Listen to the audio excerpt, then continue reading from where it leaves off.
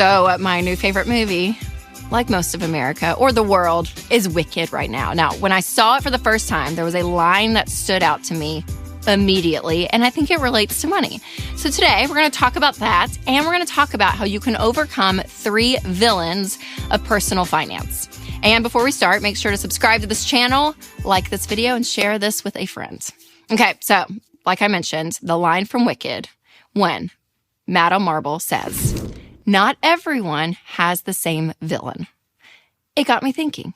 Here's the deal, y'all. You kind of rally together if you're kind of going after the same villain, right? There's a villain out there and we're all going after that villain. And we see this in politics, like we see this in different parts of our lives.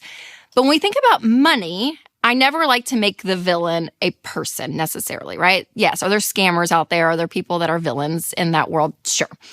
But there are industries out there, like billion-dollar industries out there that are coming to take our money. Like their whole goal is to make money off of us.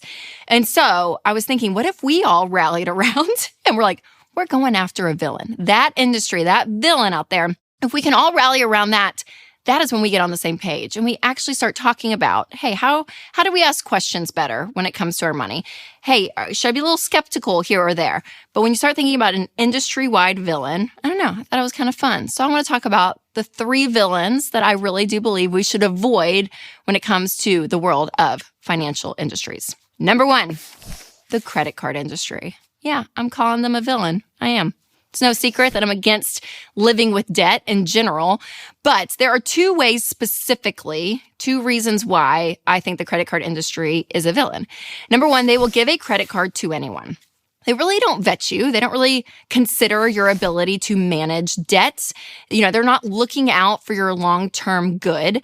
They are really there to have you maintain debt for your entire life and make payments, and then possibly give cards to people that can't make a full payment every month. So now they're paying interest and they're stuck in this cycle of paycheck to paycheck living because they're living off their credit card.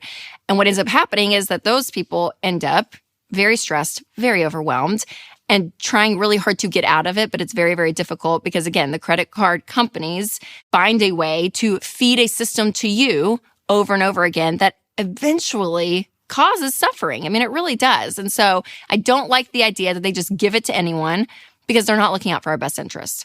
Then also, they trick you into thinking that you are winning, right? With all the rewards and the miles and the points and the perks and all of it, it feels like you are winning. When the truth is you spend 12 to 18% more when you're using a credit card versus cash. And all these rewards in the world, don't take away the fact that you are losing money when you spend this way. And so there is something about continuing to live in credit card debt. And I would say this, even if you pay it off every month, what you're doing though is you are spending money in the present without emotionally realizing it. And then at the end of the month, having to pay for your past. And the way you live your life like that with money, instead of in the present, like with a debit card, right? That would be the solution. You're using a debit card. It does everything a credit card can do except get you into debt. But when you're using a debit card, you are in the moment. And so what that changes in your psychology and in the way you handle money is massive. But again, they make you feel like you are winning. So those are the ways that I'm like, yeah, I just really think that they are villains in our world today. And listen, a debit card is just as safe as a credit card. And there are companies out there that you can still get some perks while using a debit card. Target's debit card, shout out to them. Even Southwest Rewards, they have a great rewards program if you fly them consistently. Without a credit card, you still get points. You can still get free flights. So there are systems out there that are great when it comes to points. I'm not against that, but I am against this idea of not spending your own money because you end up spending more in order to get those points. The second villain out there, I'm going to say, is the student loan industry.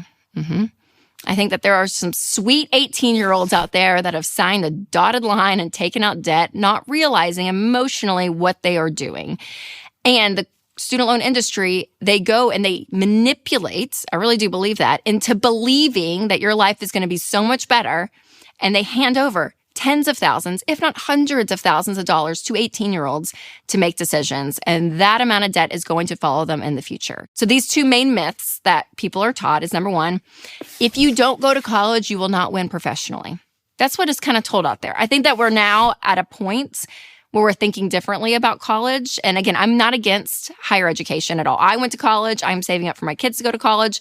I think there's a affordable way to do it, a smart way to do it by staying in state, going to community college, all of that. So I'm not against higher ed, but I am against this lie to believe that if you don't go to higher ed, then you're not going to be successful, because we are seeing more and more people out there, whether it's within the trades, whether it's within real estate, whether it's within entrepreneurship, people starting businesses like never before. Like, people are making an incredible living and doing incredible things without higher ed. And so it is possible to win without that.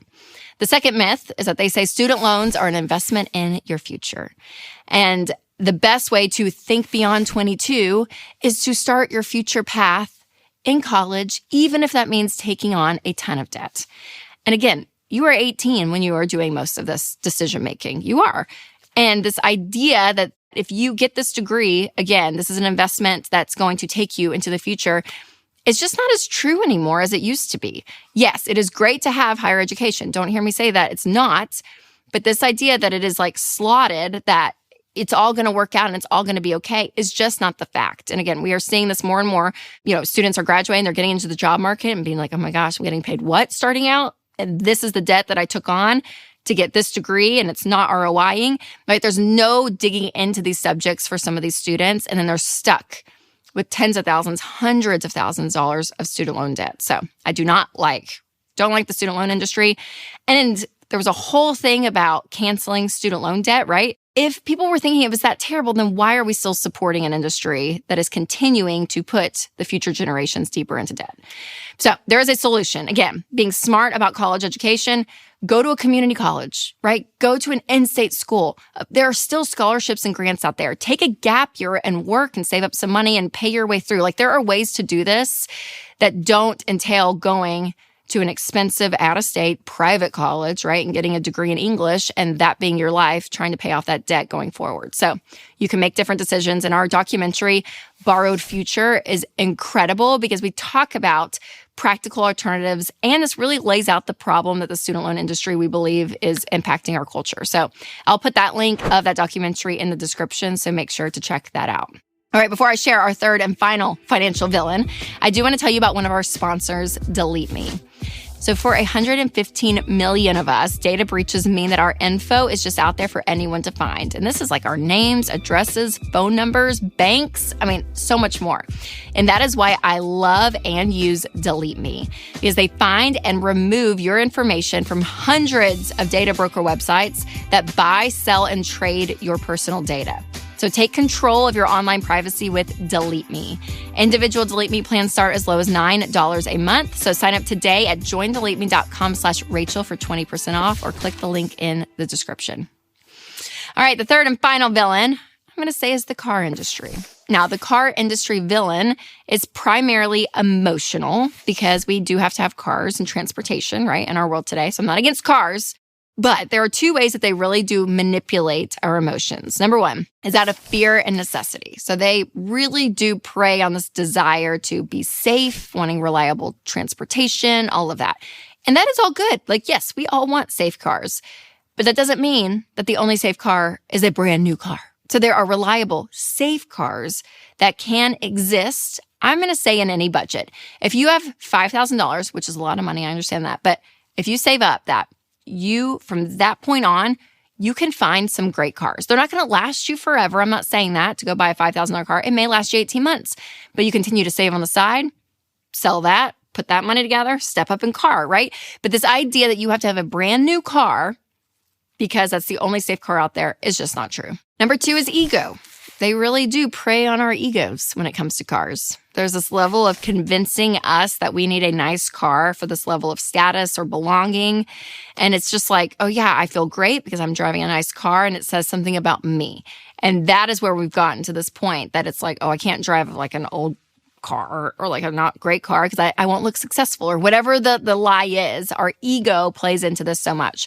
That's why the leasing industry is so fascinating with cars, because you kind of get this temporary fix of like, oh yeah, I have a great, beautiful luxury car, but you end up wasting so much money and it's so expensive. But leasing is that example of like, oh yeah, I can afford this payment, but like it's great and I look great, but you can't actually afford the car. So the ego has to be set aside.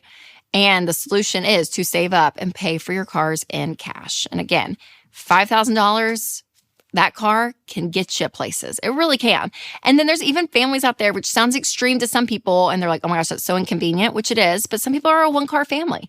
There are a lot of people that are in this position where they're like, we hate paying $1,300 on a car payment. I got that DM on Instagram this weekend.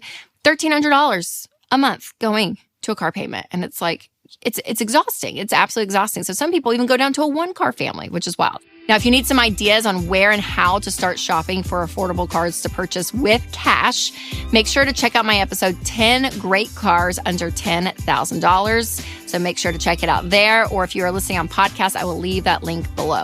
All right, you guys, let's go after those villains together. And remember to take control of your money and create a life you love.